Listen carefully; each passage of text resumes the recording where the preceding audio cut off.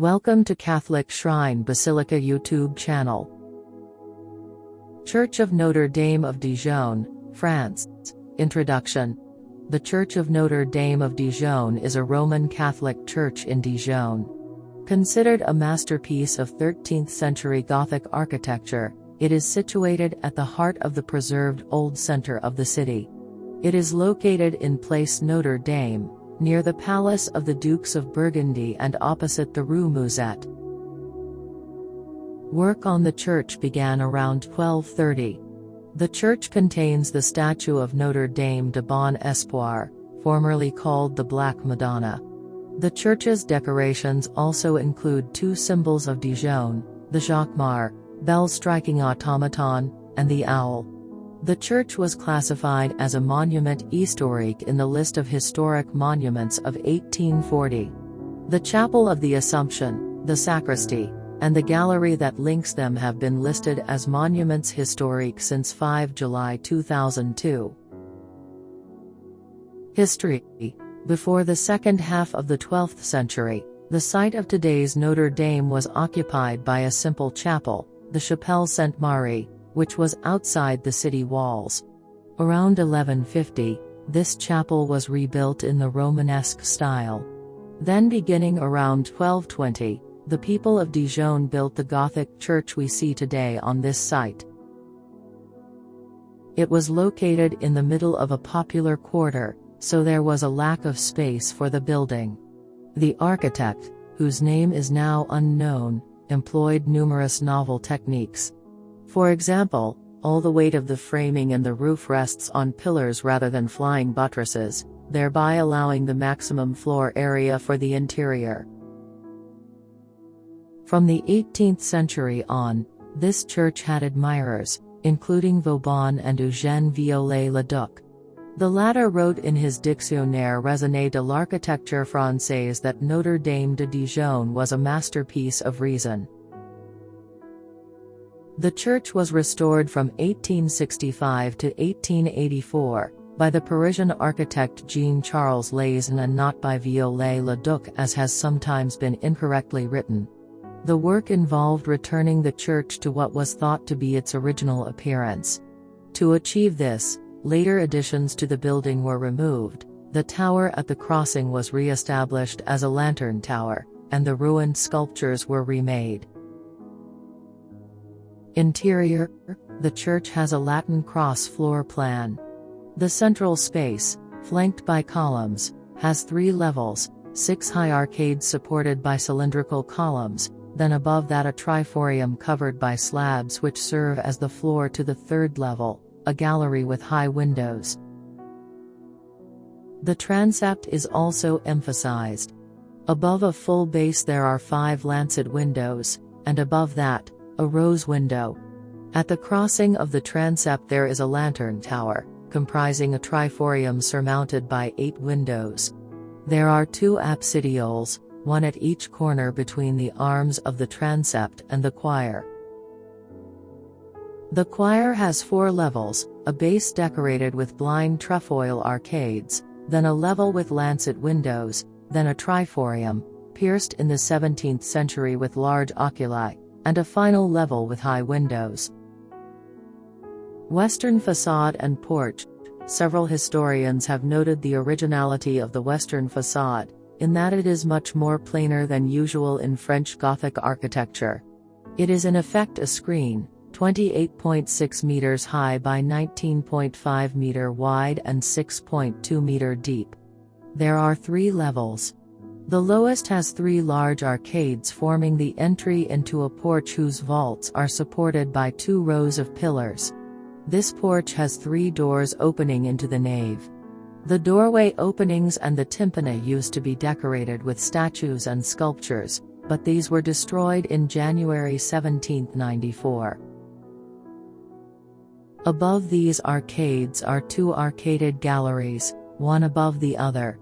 On each of these 2 upper levels the arches rest on 17 small columns, each with a capital. Emphasizing the top and bottom of these galleries are 3 string courses consisting of dummy, that is, not water transporting, gargoyles alternating with metopes. The facade is framed by a pair of corner buttresses, each surmounted by a turret enclosing a spiral staircase and topped with a conical roof. Above the facade there was originally intended to be a pair of square towers, but only the foundations exist. The southern one serves as a support for the jacquemart. Gargoyles. The 51 gargoyles, or grotesques, on the western facade are dummies, in that they are decorative rather than drain spouts. There are, however, functional gargoyles on the lateral walls of the church and the walls of the apse. According to the account of the monk Etienne de Bourbon, the original gargoyles were in place for only a short time. They were removed around 1240, following a fatal accident. A usurer was killed on the church forecourt as he was about to get married. A stone figure representing a usurer became detached and fell on him. His colleagues organized the destruction of all the dummy gargoyles on the facade, except for one at the upper right corner that survived until the 1960s, when it was replaced. Some 19th-century engravings do not show this gargoyle, but it can be seen in photos taken before 1880. The gargoyles at the sides and the back of the facade remain. The dummy gargoyles which today decorate the facade, and which represent human beings, animals and monsters, were made in 1880 to 1882, during the restoration of the church. According to the archives, they were the work of 7 Parisian sculptors: Chapeau, Courbel, Geoffroy, Lagoule, also known as Delagoule, Pascal, Thibault, and Tournier. Jacquemart. The clock with its jacquemart sits on a campanile rising from the base of the unbuilt south tower of the western facade. It has 4 metal automatons. 2 of them, called Jacquemart and Jacqueline, sound the hours by striking a large bell with a hammer. The other 2, their children, Jacquelinette and Jacquelinette, strike the quarter hours, each on a small bell. The automaton Jacquemart and the big bell were brought from Courtrai, or Courtrai, in Belgium, after the looting of the town by the armies of Philip the Bold, Duke Philippe II of Burgundy, in 1382. In that year he went on a campaign to bring aid to his father-in-law, the Count of Flanders, caught unprepared by a rebellion that extended from Lille to Courtrai. The town of Dijon provided the Duke with 1,000 armed men for this campaign.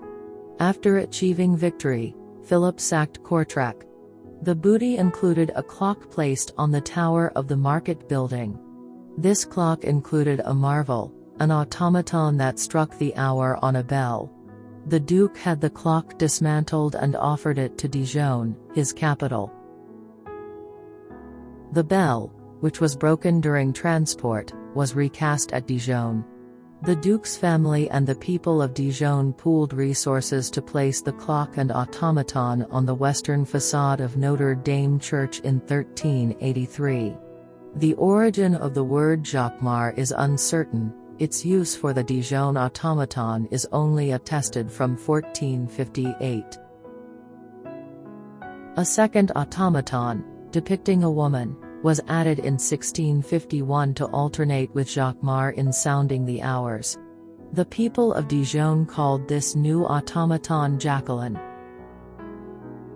In 1714, the Dijon poet Aimé Piron asked the municipality to provide the couple with children.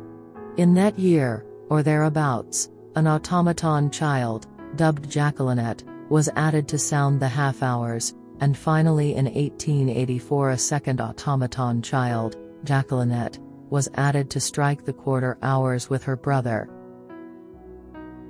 Statue of Notre-Dame de Bon-Espoir.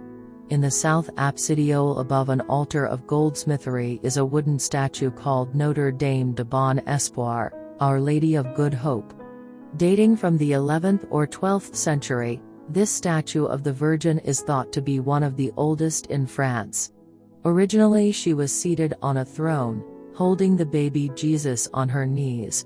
Later the throne was removed and the back of the statue was sawn off and replaced by a piece of wood. The baby Jesus disappeared during the French Revolution, in 1794. By the 18th century, the Virgin's hands had been lost. In contrast, her face is almost undamaged. For several centuries, the statue was often shown crowned and wearing a robe. From 1959, it was decided to no longer use these decorations, so that everyone could see the complete Romanesque statue. Originally, the sculpted clothes of the Virgin had a Romanesque polychrome decoration and her face was pale brown. In the 16th or 17th century, the statue was painted black, for an unknown reason. In 1945, this layer of paint was removed, revealing the original colors. However, a black tint was applied to the face only, to maintain the tradition. In 1963, this was removed, and the face returned to its original coloring. Now the statue can no longer be considered a black virgin, rather, it is a former black virgin. This statue is now called Notre-Dame de Bon-Espoir, Our Lady of Good Hope, but in the 15th century, it had two names, Notre-Dame de la Porte, Our Lady of the Market, and Notre-Dame de l'Espoir, Our Lady of Hope.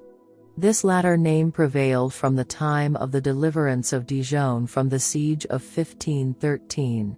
In the 17th century, it took on its current name. Miracles attributed to Notre-Dame de Bon-Espoir. Several miracles have been attributed to Notre-Dame de Bon-Espoir. In September 1513, the Swiss army laid siege to Dijon and bombarded it. The situation seemed desperate. On 11th of September, the citizens of Dijon carried the statue of Notre Dame in procession in the neighborhood of the church. 2 days later, on 13th of September, the Swiss unexpectedly left their camp. The citizens saw in this liberation the intervention of the Virgin. Around 1515, a tapestry was woven to commemorate the event. It adorned the church up to the Revolution, when it was sold. The mayor of Dijon bought it back in 1803 and kept it in the town hall. From there it passed in 1832 to the Musée des Beaux-Arts de Dijon, where it is on show. A second liberation event attributed to the Virgin took place in September 1944. Dijon was occupied by the German army, which seemed to be intent on resisting the advance of the French troops. On 10th of September, during a ceremony at the Notre Dame Church, the Bishop of Dijon made a public plea to Notre Dame de Bon-Espoir to protect the town from the ravages that people feared would occur. In the night of 11th September, the Germans left Dijon, and the French army entered on 11th of September, the day of the anniversary of the procession of 1513. Believers saw this as a miracle. On the initiative of some Dijon individuals, a tapestry commemorating the deliverances of 1513 and 1944, titled Terribilis, was commissioned from the artist and monk Dom Robert. Made between 1946 and 1950 at the Gobelin manufactory, it was placed in 1950 in the church, where it is today on display under the organ. On the north side of the church is a chapel bordering on Rue de la Chouette, Owl Street, a pedestrian way. A corner of a buttress of this chapel bears a sculpted bird thought to represent an owl. The ornament could possibly be the personal mark of a stonemason. It cannot be the signature of the original church's architect, as is sometimes suggested, for the chapel was built in the late 15th or early 16th century. Several centuries after the original church. The owl became worn over the centuries because of a superstition that luck would accompany anyone who stroked the bird with their left hand while making a wish. As a result, the sculpture lacks detail. On 5th of January 2001, a vandal damaged the owl with several blows of a hammer. A mold of the owl, made in 1988 by an expert from the Louvre, served as a model for the repair completed in February 2001. The restored owl, now under video surveillance, was officially inaugurated on 12 May 2001. The sculpture continues to serve as a symbol of the city. The Office of Tourism chose the owl in 2001 as its symbol for the Parcours de la Chouette, Owl Walk, a tourist trail around the historic center.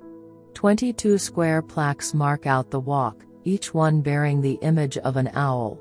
The city's football club, Dijon Football Côte d'Or, has long used an owl as its emblem. Stained glass windows. In the 13th century, the church had stained glass windows of high quality. Only 5 of these, made around 1235, remain. They are the lancet windows of the north transept. These represent episodes from the life of Saint Peter, the first 2 on the left, and Saint Andrew, the other 3. From 1874 to 1897, the stained glass artist Edouard Didron made 58 new windows, inspired by these 5 originals. The biggest are the rose windows of the north and south transepts, each 6 meters in diameter. Feast Day, 18th January. Annual Feast Day of Our Lady of Dijon held on 18th January.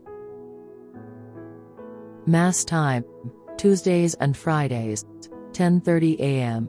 Wednesdays and Thursdays, 8 a.m. Saturdays, 6 p.m. Sundays, 10:30 a.m. 6:30 p.m. Contact info: Church of Notre-Dame of Dijon, 2, Place Notre-Dame, 21000 Dijon, France. How to reach the church. Dole Jura Airport, also known as Dole Besançon Dijon Airport in Dole, Tavox, France is the nearby airport to the church.